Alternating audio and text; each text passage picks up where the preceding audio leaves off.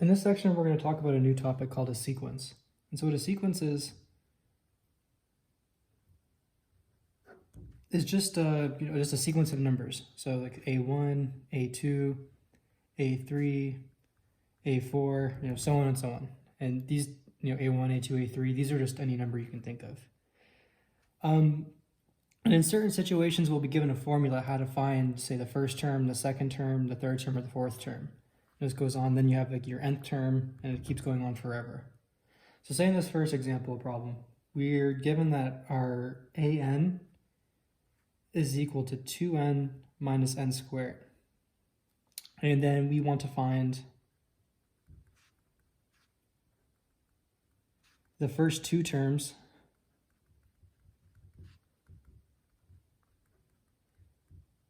and then also the 10th term. So how we do this is we can this is telling us what the nth term is. So this is an, like in the sequence up here, here's your nth term. So this right here is the nth term. And then, for example, this A3, this is the third term. And so down here we have an equation for our nth term. Whatever our nth term is, it's going to equal to 2 times n minus n squared. So the first part of the problem, it says find the first two terms. So the first two terms, that's when we want to find A1 and A2. Well, for this problem, A1, so to find A1, all we do is plug in 1 for n. So we're going to have 2 times 1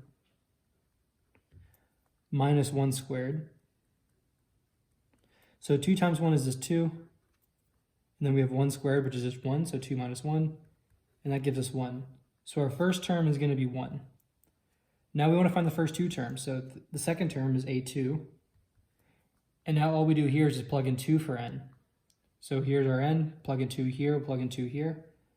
So 2 times 2 minus 2 squared. So 2 times 2, that's 4. And again here we have 4 squared, which is, 2 squared, which is 4. So this is just 4 minus 4, which is equal to 0. So the second term of this sequence is going to be 0. Now it says we also want to find the 10th term. So the 10th term, that's just a with a 10 on the bottom of it. So now we're plugging in 10 for n. So we want to find our 10th term. So this is going to be a 10. So we'll put a 10 here and then a 10 here. So we're going to have 2 times 10 minus 10 squared. So 2 times 10 is 20 minus 10 squared, which is 100. And 20 minus 100 is 80, or minus 80. So the 10th term of this sequence is going to be 80, or minus 80. And so in this problem, we were given a formula for each of the terms, and we just wanted to figure out what was the first, the second, and the 10th term. Another way this problem can be asked is, so we're going to do 2 examples here. Say we're given just this sequence of numbers, 3, 6, 9, 12, and it goes on forever and ever. We want to find a formula. So find a formula for a sub n. And we want to do this, we're going to do 2 parts, part A and part B. We want to do this, find a formula for a sub n for both A and B. We'll do B in a second. So we want to figure out what's going on here. So if we just look at this, it goes 3, 6, 9, 12. So obviously we see that it's just adding by 3 each time. We add 3 here, we get 6. Add 3 here, we get 9. Add 3 here, we get 12.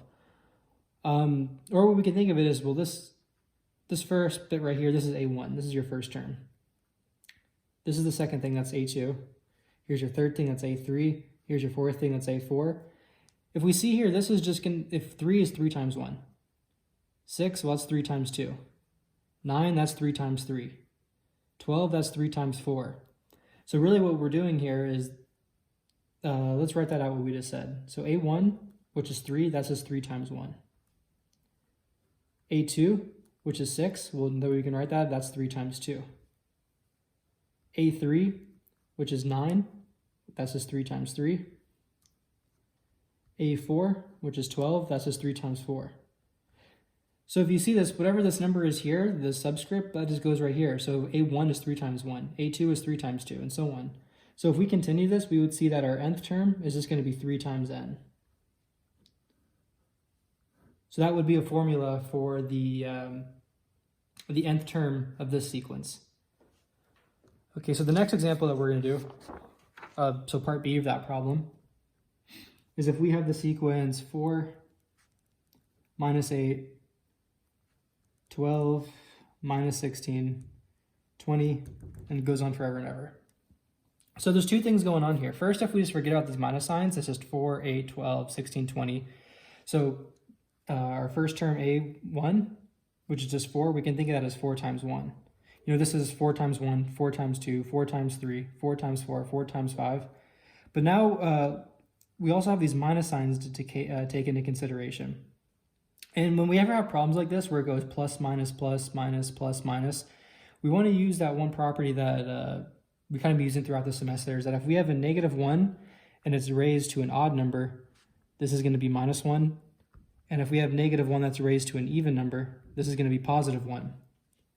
So A1, this is just 4 times 1. But we have a +1 here, and it needs to go positive, negative, positive, negative. So what we can also put here is a -1, but we want to raise it to the, say in this situation, we could raise it to the 2. So 2 is an even number. We want to write, we'll see why we're doing this in a second. And let's move on to the second term, A2.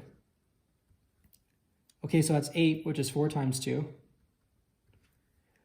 But there's a negative here. So what we can do this time is we can put this as a -1 and then do the 3. Since 3 is an odd number, and over here we see -1 to an odd, that just gives us a negative. So here, -1 to an odd, we're going to have a negative. So we have to have a negative sign here. So we have our 4 times 2, which is an 8, and then we have our negative sign. So now let's move on to the next one, A3. So 12, that's just 4 times 3. So we're going to have 4 times 3, and we have a positive sign here. So we can write that as -1 to the 4, since 4 is an even number. So if you see here, these negatives, they're just adding up one each time. 2, 3, 4, and so on. Now let's move on to the next term, A sub 4. So it's 16, which is 4 times 4. And there is a minus sign there, so we can write that as -1 to the 5, since 5 is an odd number. But now we want to rewrite these a little bit differently. So we want to figure out how can we turn this 2, 3, 4, 5 into something like with these numbers over here. So we see how these numbers right here, they always pop up here. We have a 1 here, a 1 goes here. A 2 here, a 2 goes here. A 3 here, a 3 goes here. A 4 here, and a 4 goes here. So then how we can rewrite these things, so this is 4 times 1 to this beginning part. And instead of writing a 2, we're going to do a -1 to the 1 plus 1. Okay, and now for this next one, we have 4 times 2. And then instead of writing a -1 to the 3, we're going to write 1 plus 2. Now for this next one, we have our 4 times 3. Now instead of writing a 4 up here, we're going to do -1 to the 1 plus 3. And so now that you see what we're doing is we have a 1 right here, and we already knew the 1 always goes here. We have a 2 right here, we always know a 2 goes here. But now what we have, when the 1 goes here, we're also going to put a plus 1 up here. So a 1 plus 1. When the 2 is here, now we have a 1 plus 2. The 3 is here, now we have a 1 plus 3. Now for the 4, we're going to have 4 times 4, -1, 1 plus 4. So if we kept doing this forever and ever, we get down to our nth term. So we see always that this number right here, we'll always, no matter what, we're going to write a 4. So you have a 4, 4, 4, 4. So there's going to be a 4. And whatever's inside this parenthesis, that was a number down here. So a 4 is down here, a 4 goes in here. Now when an n's down here, an n's going to go in here. Then we always had our -1. But now if you look over here on this side, well, there's always 1 plus, 1 plus, 1 plus, 1 plus. So we're going to have 1 plus. And then this number, see how it was 1, 2, 3, 4? That just matches up with this number, 1, 2, 3, 4. So now there's an n down here, so we're going to put an n up here. So then for this sequence, 4 minus 8, 12 minus 16, 20, this is the formula for your nth term. So just, to check that to see if you're correct, well, we're given this sequence up here. Here's your first term, your second term, your third term, or your fourth term. If we were going to just use this formula to say, so we want to use this formula to find the fourth term. Well, we already know the fourth term of this sequence is this one, minus 16. 1, 2, 3, 4. This is your fourth term. So this needs to be minus 16. But let's check. If we plug in 4 to this formula, do we get minus 16? So if we plug in 4 to this formula, we're going to have a 4. Now, so we're looking for the fourth term, which is a4. So we're going to plug a 4 in now. So we're going to plug a 4 in right here. Minus 1 to the 1 plus 4, which is equal 4 times 4. Now this is minus 1 to the 1 plus 4, which is 5, so minus 1 to the 5. Well, minus 1 to the 5. 5 is an odd number, so that's going to be a minus. So we're going to have a minus, and then we have 4 times 4, which is 16. So we didn't make a mistake. If we plug in 4, we do get minus 16, which is what we needed to get, because that minus 16 was the fourth term of this sequence. Okay, so the next thing we'll talk about from this section is something called a sum. And so how a sum is written, there's a special symbol. It's called sigma. And we write a couple of things in here. So we can put like a, say n goes from 0 to k, a sub n. And what this means is you're going to cycle through all these numbers from 0 up to k and add them in here and add up all those things. Meaning first, so this n is telling us over here there's going to be a subscript, and that's what you plug in these numbers into. So here's our n, we have 0. So it means we're going to go from 0 up to k. So first we're going to plug in 0, which is a0. Now we have to plug up, a0. Now we need to plug in all the numbers that go from 0 to k, meaning like, 0, 1, 2, 3, all the way up to k. And we need to plug these in and add them all up. So we plugged in 0, put it there, plus sign. Now we have to plug in 1, put another plus sign, now we plug in 2, another plus sign, now we plug in 3, plus sign, and then it goes all the way up, to a sub k. And that's basically what this thing means. Whatever you start at the letter down here, so 0, and you go all the way up to this number, and then you're just adding up all the terms. So just for like a simple example, say if we wanted to find, so n equals 1 to 3, minus 1 to the n plus 1 times 2 to the n. So what this means is we want to plug in n equals 1 all the way up to 3, so 1, 2, and 3. And we're first going to plug in 1 into wherever we see an n, then we're going to plug in 2 to where we see an n, and then we're going to plug a 3 into where we see n and add up all those numbers. So the first one is we need to plug 1 into the n. So we're going to get minus 1, a 1 goes here, so 1 plus 1, now 2 to the 1. This is for when n equals 1. So then we're going to add this, so now we need to go up one number, 2. So we're going to plug in a 2 here now. Minus 1 to the 2 plus 1 times 2 to the 2. This is for n equals 2. Now we have to go up to the next number, which is the last number we need to do, which is 3. So we only need to go do 1, 2, and 3, since this only goes from 1 to 3. So now we plug in 3, we're going to get 3 plus 1, and then 2 to the 3. This is the n equals 3 term. So now we need to calculate each of these things and add all those numbers up. So for this first one, we're going to have minus 1 to the 2 times 2 to the 1, which is just 2, plus now we have minus 1 to the 3 times 2 to the 2, which is 4. And here we have minus 1 to the 4, and then 2 to the 3, which is 8. Okay, we can do some more simplifying. A second ago, we said whenever we have a minus 1 raised to an even, then it turns into a positive 1. So this is just positive 1 times 2, which is 2. Here we have a minus 1 to an odd number, so that means it's going to stay negative. So this is negative 1 plus 4, which is negative 4. Sorry, negative 1 times 4, which is negative 4. Here we have negative 1 to an even, so the negative just goes away, and all we have is 8. So this is going to be 2 plus a negative 4, which is negative 2, and negative 2 plus 8 is positive 6. The next thing about these sums is something called the partial sum of a sequence.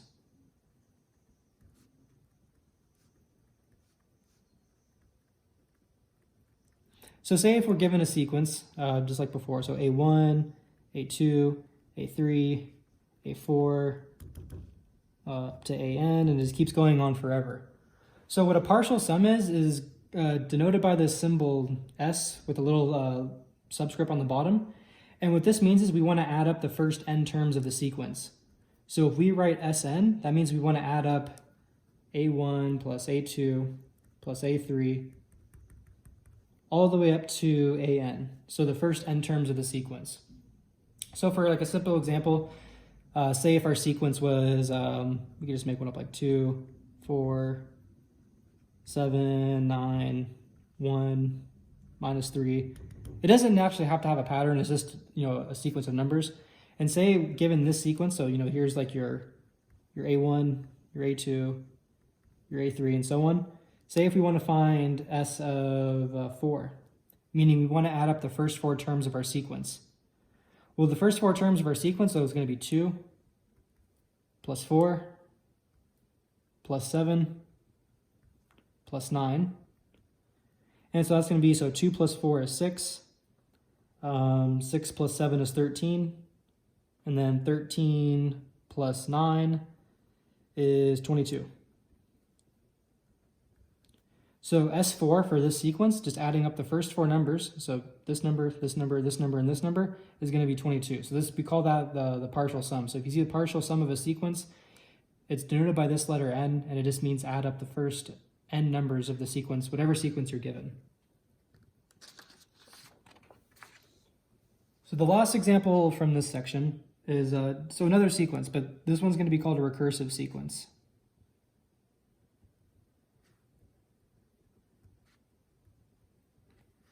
And so what a recursive sequence is you're going to be given the first term of your sequence. So say if our first term is just equal to the number 2. And then we're given a formula to find the rest of the terms. And so your nth term of your sequence is going to be, in this situation, say minus 1 to the n plus n times an minus 1. So what this means is to find our nth term of our sequence, we need to know what the n minus 1's term is. So for this example in particular, let's find A1, A2, and then A3. So A1. Well, we're given A1 in this problem. It says A1 is equal to 2. And let's also find A4. Okay, so we found this A1 is given to us. If it says to find A1, it's already here. A1 is equal to 2. So now we need to find what A2 is. Well, using this formula over here, so we want to find A2, so we're just going to plug in a 2 wherever we see an n. So we're going to have negative 1 to the 2, plus, here's an n, so we're going to put a 2 here. Now a to the 2 minus 1. Well, that's just going to be, again, so here's a negative 1 raised to an even number, which is going to be positive then. So we have a positive 1 plus 2, and then a sub 2 minus 1. Well, 2 minus 1 is just 1, so it's going to be a1. But we know what a1 is. a1 was given to us.